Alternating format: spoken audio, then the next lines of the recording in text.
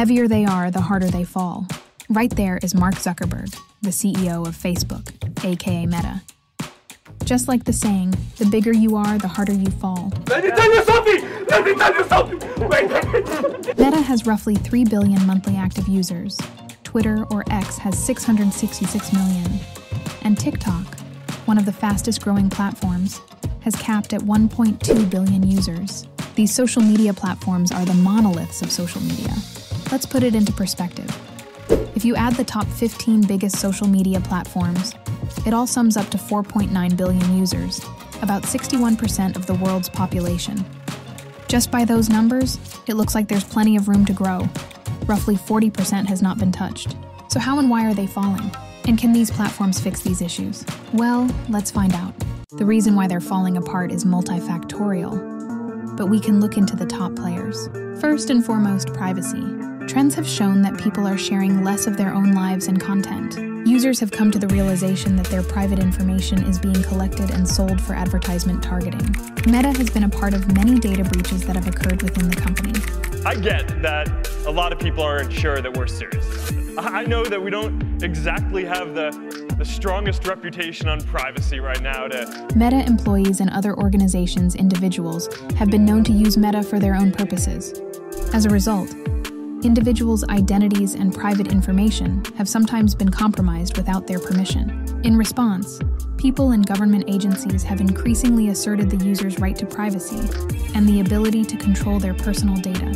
The question basically of what information Facebook's collecting, who they're sending it to, and whether they ever asked me in advance my permission to do that. Is that a fair thing for a user of Facebook to expect? Yes, Senator. I think everyone should have control over how their information is used. In December 2018, it emerged that Facebook had, during the period 2010-2018, granted access to users' private messages, address book contents, and private posts without the user's consent to more than 150 third parties, including Microsoft, Amazon, Yahoo, Netflix, and Spotify. This had been occurring despite public statements from Facebook that it had stopped such sharing years earlier. Personal information of 533 million Facebook users, including names, phone numbers, email addresses, and other user profile data, was posted to a hacking forum in April 2021. This information had been previously leaked through a feature allowing users to find each other by phone number, which Facebook fixed to prevent this abuse in September 2019. The company decided not to notify users of the data breach. As you see, Meta has been abusing their power from the start. 53% of Americans get some of their news updates from the likes of X, Meta, and TikTok. News now has become a source of entertainment. Remember the Ocean Gate? The rich billionaires who wanted to explore the Titanic and ended up lost? Yeah, that's them. On June 25th, a TikTok video purportedly broadcasting the passengers' screams in their final moments went viral.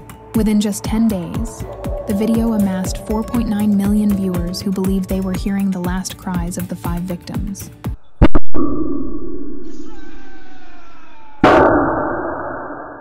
However, it was later revealed that the audio wasn't from the submersible at all. It was extracted from the video game series Five Nights at Freddy's. Before the truth came out, it was too late. The misinformation was far out of reach. You may ask yourself, how did this happen? Well, it's simple. The algorithm aims to keep you online for as long as possible. The algorithm. The algorithm. The algorithm, exactly. Yeah. It's what makes TikTok TikTok. The more time you spend, the more targeted ads the platform can sell to you.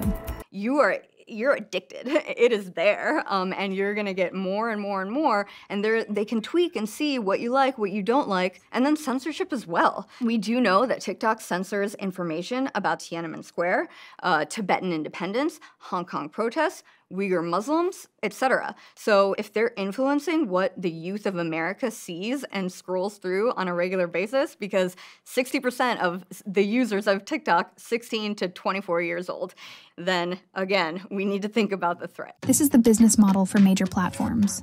Exciting or provocative content tends to get more reactions, and the algorithm encourages frequent users to share such high-performing content.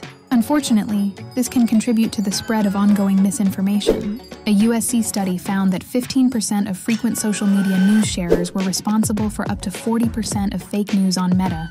The University of Arizona found that approximately 40% of medical videos on TikTok contained medical misinformation. The technology behind social media feeds prioritizes engagement over providing access to high-quality information, allowing sensational stories and opinions to quickly reach a broad audience. Finally, deepfakes, they are taking over social media.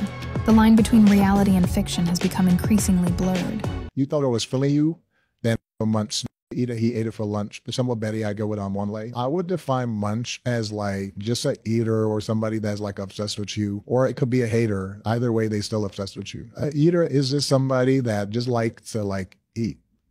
98% of all online deepfake videos contain adult content. Wait, let me explain what is a deepfake. Imagine a magic photo booth that can swap faces like stickers. That's kind of like a deepfake. But instead of a photo booth, it uses clever computer tricks called machine learning to make the switch.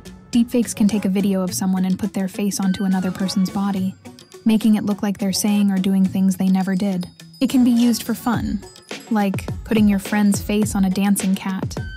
But it can also be used for harm, like making someone look bad in a fake video. AI software, which can easily be purchased online, can create videos in a matter of minutes, and subscriptions start at just a few dollars a month. That makes it easier to produce content at scale. So, can all this madness be stopped? The real answer is, I don't know. Every day it gets harder and harder to separate the virtual world from reality.